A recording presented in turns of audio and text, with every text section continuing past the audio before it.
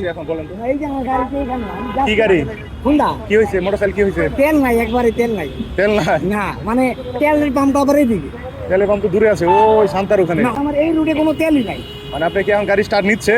নিচ্ছে, স্টার্ট এখনো নিচ্ছে। অল্প মানে একবার দেখা মানে সামান্য লাগার যাইতে পারবেন ইনশাল্লাহ। হ্যাঁ? ইনশাল্লাহ আশা রাখি। তার মানে বাসা কই?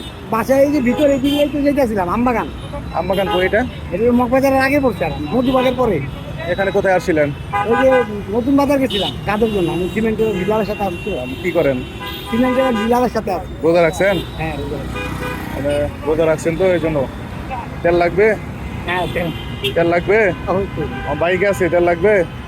তো মানে মানে তেল আছে আপনার কাছে? বাইকে আছে, বাইক থেকে নামাইতে পারবেন? না না, এটা তো আপনার এমন কষ্ট, আবার অনেক ঝামেলা। কেন?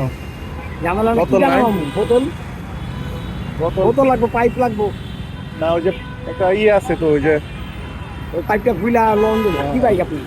সুজুকি জিক্সার, এই সাদাটা, এই যে এটা। হ্যাঁ? মাথায় সোজা। এদিকে ওই পাশে অটো আছে, অটো দেখেন, ওই যে কোনো রিক্সা আছে। নিতে পারবেন? বোতল তো আছে, এদিকে আছে না বোতল? হ্যাঁ, আমি যদি তেল দেই আপনি তো সমস্যাটার সমাধান হবে হ্যাঁ, সমস্যা নাকি হবে না? হবে। আচ্ছা, আমার তেল আছে গাড়িতে, পর্যাপ্ত তেল আছে। আপনি চাইলে আপনি আমার গাড়ি থেকে তেল নিয়ে আপনি আপনার বাসা পর্যন্ত যাইতে পারবেন। আচ্ছা, সেক্ষেত্রে মনে করেন আমি আমার কত লোকের ক্লিয়ার, আপনার গাড়িতে যে পর্যাপ্ত তেল আছে, মানে 1 লিটার পানি তেল নিয়ে আমি 1 লিটার টাকা আপনাকে দিয়ে দিলাম। টাকা দিতে হইব না, আপনি আপনার মানে বাসা পর্যন্ত যাওয়ার মতো যে তেল ওইটুকু নেন। বাসা পর্যন্ত যে যাওয়ার জন্য নিমু, ওটা তো আমার ভর্তি হইব আবার তেল। ভরতে হবে এখন। তাহলে আপনি কি, তাছাড়া তো আর ওয়ে নাই। এই যে আপনি আমার গাড়িতে আপনি যখন গাড়ি স্টার্ট দিছিলেন তখন তেলের দেখেন নাই? না না, খেয়াল করেন নাই? এইখানে এসে দেখি হালকা একটু বাড়ি দিছে। এটা খেয়াল করতে হয়। এই তেলের আমি আরেকদিন একটা রাত 12:35 বাজে, বুঝছেন, নাইট ডিউটি করে যাইতেছি। এক লোক সেই মোহাম্মদপুর থেকে বাইক ঠেলে বাড্ডা হোসেন মার্কেট যাবে, বাইক তেল নাই। মানে মোহাম্মদপুর থেকে হাইটে অলরেডি প্রধানমন্ত্রী কার্যালয় পর্যন্ত চলে আইছে, তার বাইকে স্টার্ট নিচ্ছে না। আমি সংসদ ভবনে যে আছে তেলের সমস্যা না, প্লাগের সমস্যা। ওই পর্যন্ত ঠেলে নিয়ে আসছে, দেখি ঘাইমে অস্থির। আমি তো এই রাত বাজে 12টার উপরে, 1:45, এত রাইতে একটা বাইক ঠেলে নেওয়া কষ্ট না। আমি ডাক দিলাম, পরে আমার বলে যে ভাই আমার গাড়ি স্টার্ট নিচ্ছে না। পরে আমি বললাম গাড়ি তেল আছে? তেল আছে। তেল দিতে চাইলাম, তেল আছে। পরে আমি বললাম তাহলে আপনি গাড়িটা সাইড করেন। তো আমি সাইড করতে আরেকজন বাইকার ভাই দাঁড়াইলো। পরে আমি বললাম তাহলে আপনি প্লাগটা পরিষ্কার করছেন? করছি। বললাম আরেকবার করতে হবে। পরে ওই যে আরেকজন বাইক আছে সে ভাই পরিষ্কার করলো। আমি এর ভিতরে একটা মেকারকে ফোন দিলাম, পরে পরিষ্কার ভালো করে করার পরে স্টার্ট নিচ্ছে। পরে সে চালাইয়া গেছে। তো রাত বাজে 1:45। তো এই সময়টা মোটরসাইকেল ঠেলে নেওয়া অনেক কষ্ট, বুঝতে পারছেন? আমি আপনার ভিডিও করতেছি কি জন্য, এই যে মোটরসাইকেল বা অন্যান্য গাড়িগুলো অনেকের সঙ্গে রাস্তাঘাটে অনেক বিপদে পড়ে।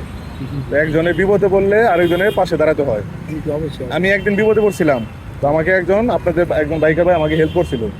আমিও মাঝে মাঝে হেল্প করি, এই জন্য আমাকে হেল্প করছিল। তো আপনি যদি একজনের বিপদের পাশে দাঁড়াই বা আপনি দাঁড়ান, দেখুন যে একদিন ঠিক আপনার বিপদে কেউ না কেউ আপনার পিছিয়ে দাঁড়াবে। এটাই মানবিকতা।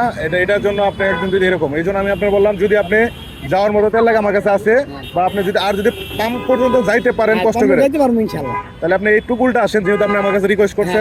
এইটুক নাকি পাম্পটা তো যে মাথায় গেলে পাম্পটা পাবো ওই শান্তার ওইখানে, তাহলে আপনি যাইতে পারবেন, সমস্যা নেই। যান, আপনি এই টুকুলটা নিয়ে আসেন, টুকুলটা নিয়ে আসেন, যান। আসলে অনেকে অনেক বিপদে পড়ছে। এই বড় ভাই আসলে বাইকটা হঠাৎ করে তেল ফুরিয়ে গেছে, পরে গাড়ি স্টার্ট নিচ্ছে আবার বন্ধ হয়ে যাইতেছে। তো আমি তেল দিতে চাইলাম, সে বললো যে আমি তেল উঠাবো সামনে যায়। তো যা হোক, তাকে আমি টুলটা যাওয়ার জন্য একটু তার অ্যাকসেপ্ট করছি।